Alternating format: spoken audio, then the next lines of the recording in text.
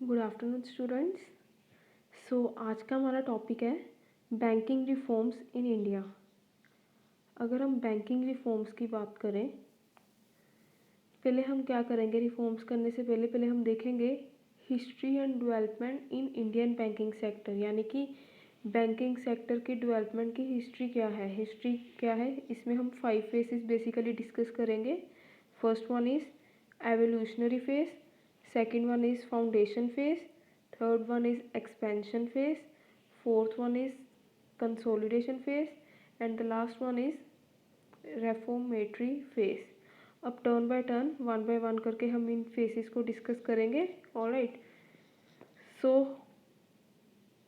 अगर हम evolutionary phase की बात करें, एवोल्यूशनरी फेज में क्या हुआ था, enactment of RBI act 1935 gave birth to scheduled banks in India. जो आरबीआई एक्ट 1935 था, उसने क्या किया, स्केड्यूल्ड बैंक्स को बनाया। स्केड्यूल्ड बैंक्स कौन से होते हैं, जो आरबीआई एक्ट में सेकंड स्केड्यूल में रजिस्टर्ड होते हैं।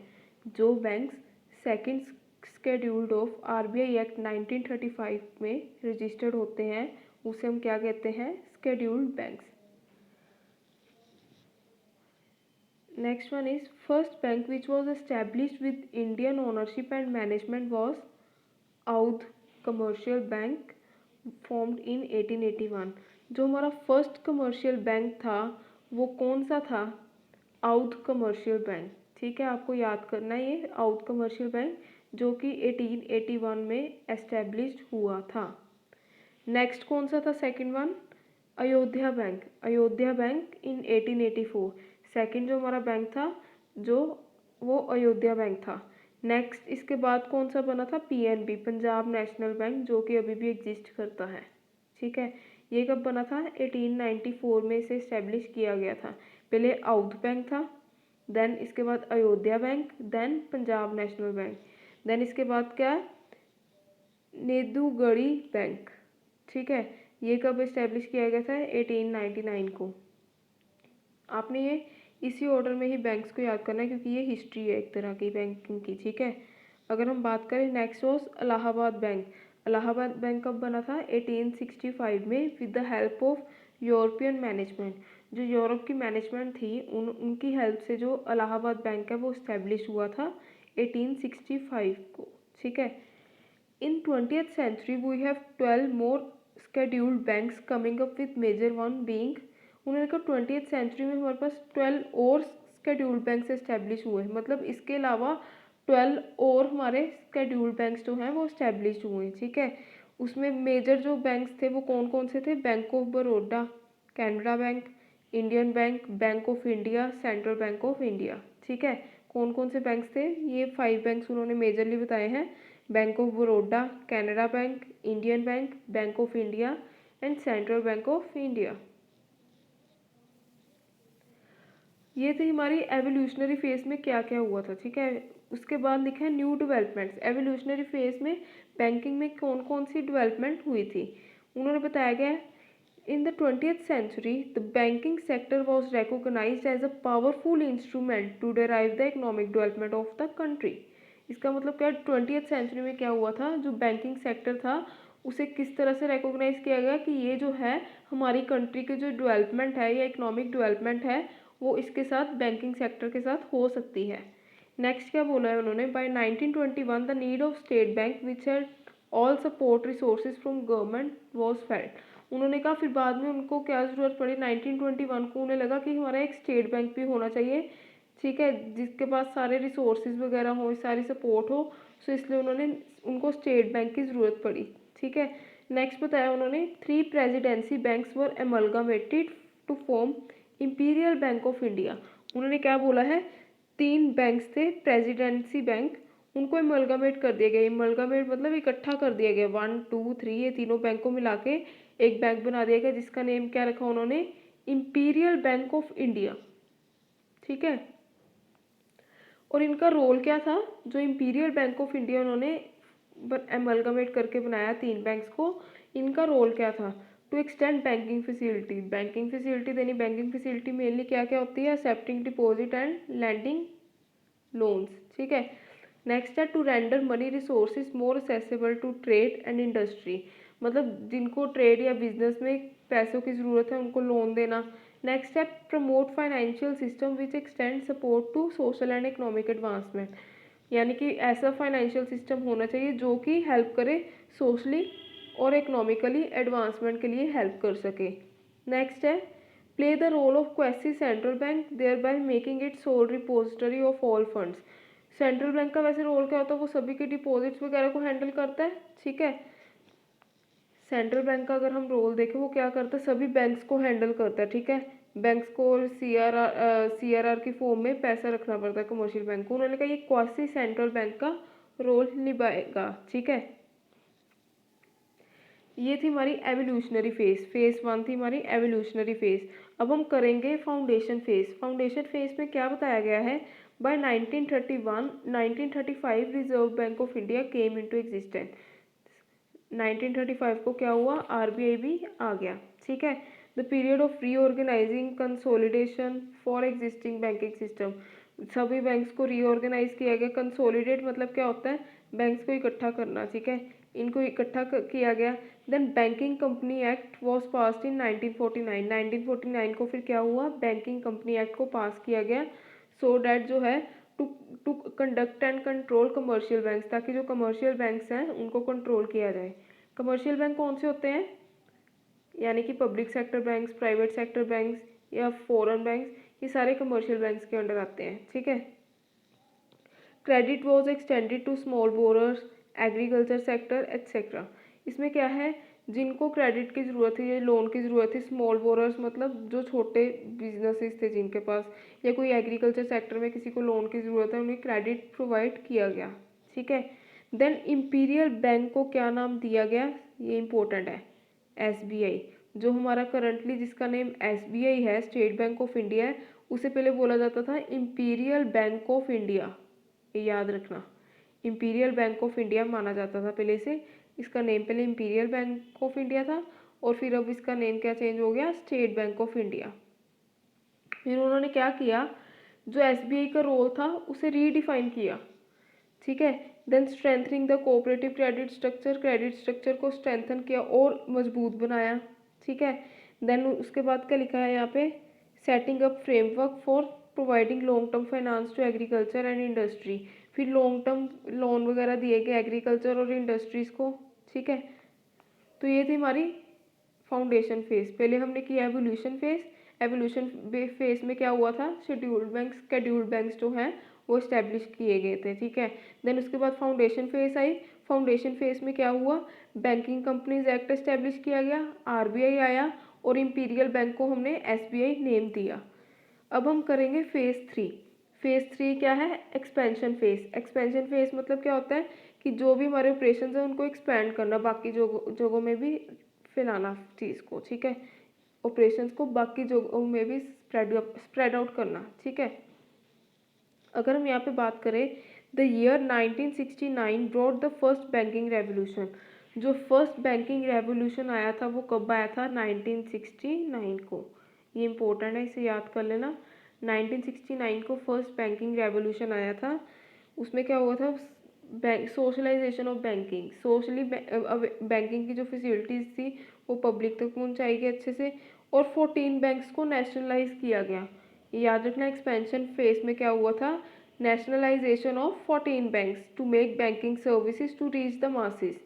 इसका मतलब क्या, 14 जो बैंक्स थे उनको नेशनलाइज किया गया ताकि वो जो अपनी सर्विसेज है बैंकिंग सर्विसेज पब्लिक तक और ज़्यादा लोगों तक पहुंचा सके, ठीक है। नेक्स्ट है rapid branch expansion, credit creation, deposit mobilization. ये वही जो बैंक के फंक्शन है, पहले ब्रांच एक्सपेंशन मतलब अलग अलग जगह पे बैंक्स की ब्रांच खोली गई, फिर बाद में क्रेडिट प्रोवाइड किया गया, डिपॉजिट्स लोगों की एक्सेप्ट की गई, देन उसके बेसिस पे जितनी डिपॉजिट आई उसको जिनको ज़रूरत थी लोन की उनको लोन प्रोवाइड किया गया। नेक्स्ट था banks funded all major government projects. Bank जो गवर्नमेंट के प्रोजेक्ट्स थे या गवर्नमेंट की स्कीम्स थी उसके लिए जो बैंक था, बैंक उन्हें फंड्स प्रोवाइड करता था सो दैट जो गवर्नमेंट के प्रोजेक्ट्स हैं वो इजीली सक्सेसफुली लॉन्च हो सके, ठीक है। जो फर्स्ट बैंकिंग रेवोल्यूशन था वो 1969 को आया था और जो सेकंड फेज़ थी बैंकिंग रेवोल्यूशन की, वो 1980 को आई थी। फर्स्ट फेज़ कब आई थी? 1969 को। एंड जो सेकंड फेज़ थी वो कब आई थी? 1980 को।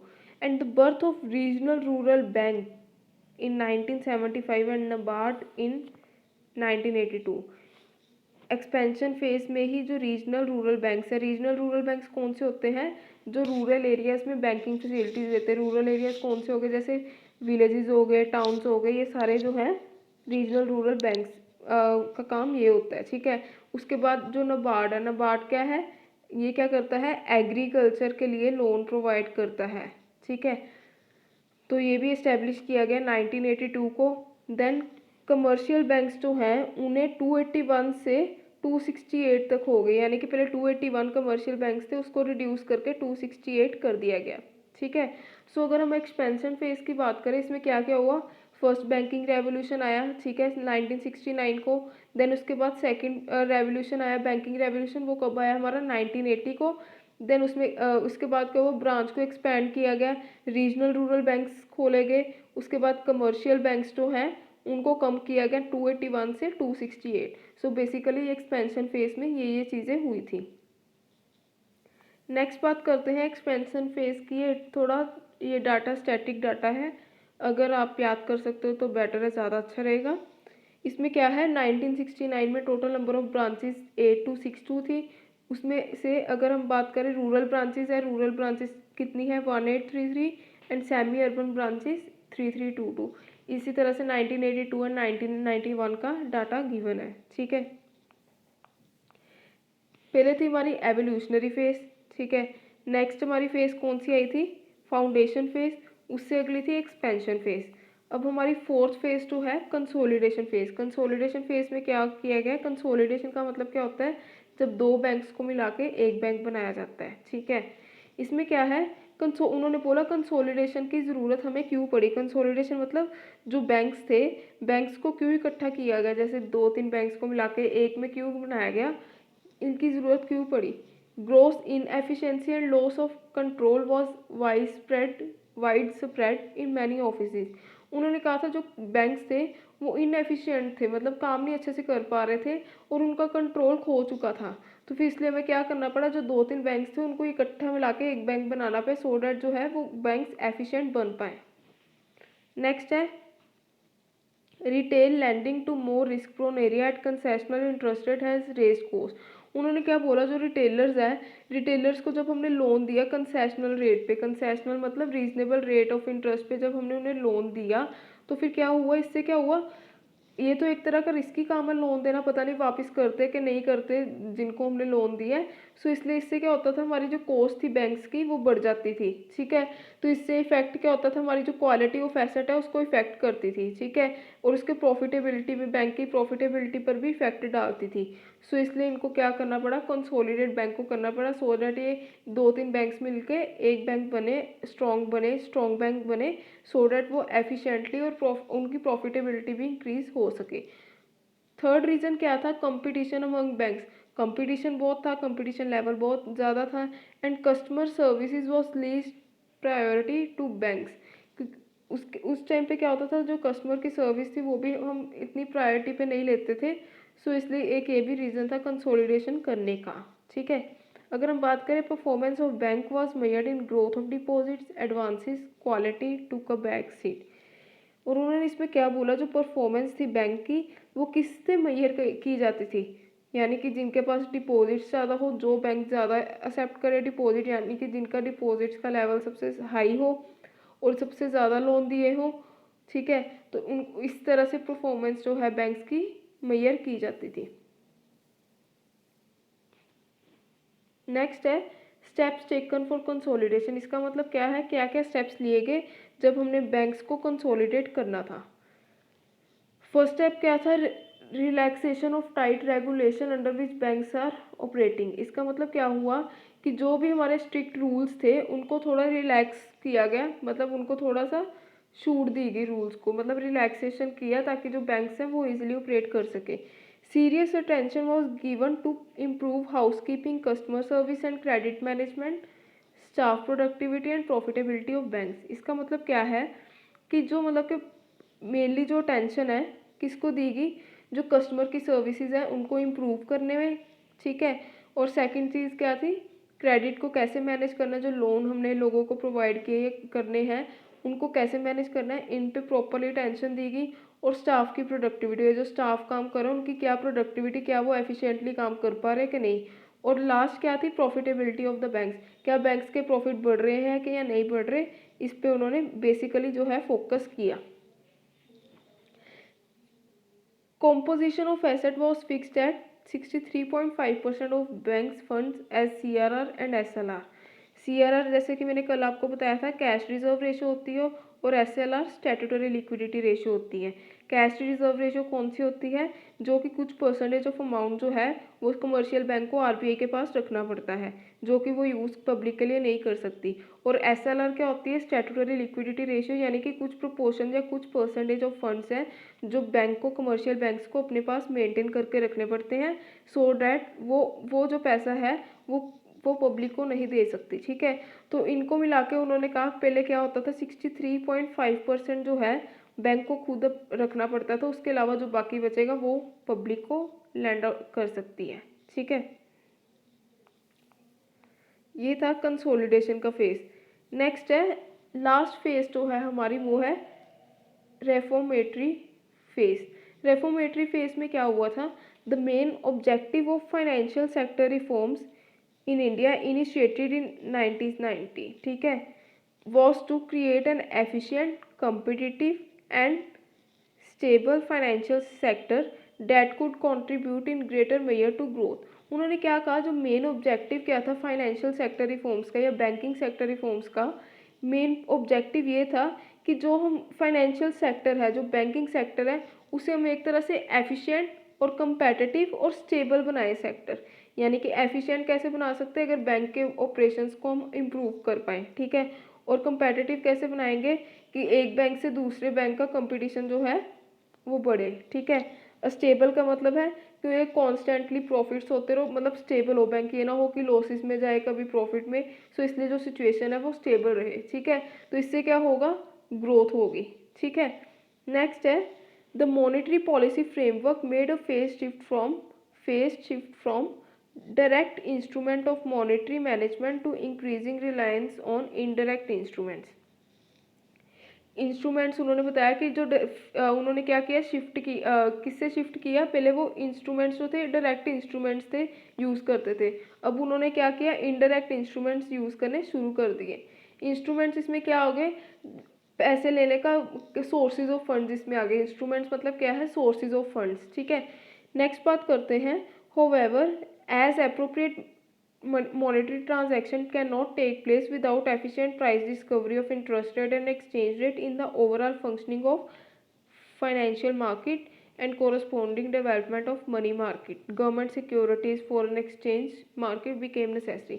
so in short अगर हम बात करें रिफॉर्मेटरी फेज में क्या हुआ, जो उन्होंने कहा उनका मेन ऑब्जेक्टिव क्या था, बैंकिंग सेक्टर को एफिशिएंट बनाना, कंपेटिटिव बनाना और स्टेबल बनाना, ठीक है।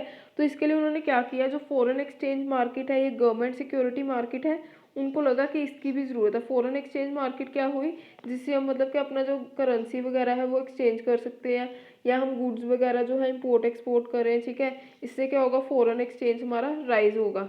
ये गवर्नमेंट सिक्योरिटीज है उसमें डील कर सकते हैं। सो रिफॉर्मेटरी फेज में ये सब कुछ आएगा, ठीक है। तो ये था हमारा history and development of banking sector reforms, ठीक है। ये थी हमारी हिस्ट्री के बेसिकली 5 फेसेस। अगर आपको इसमें किसी में भी डाउट है देन आप मेरे से क्लियर कर सकते हैं। सो आज के लिए इतना ही।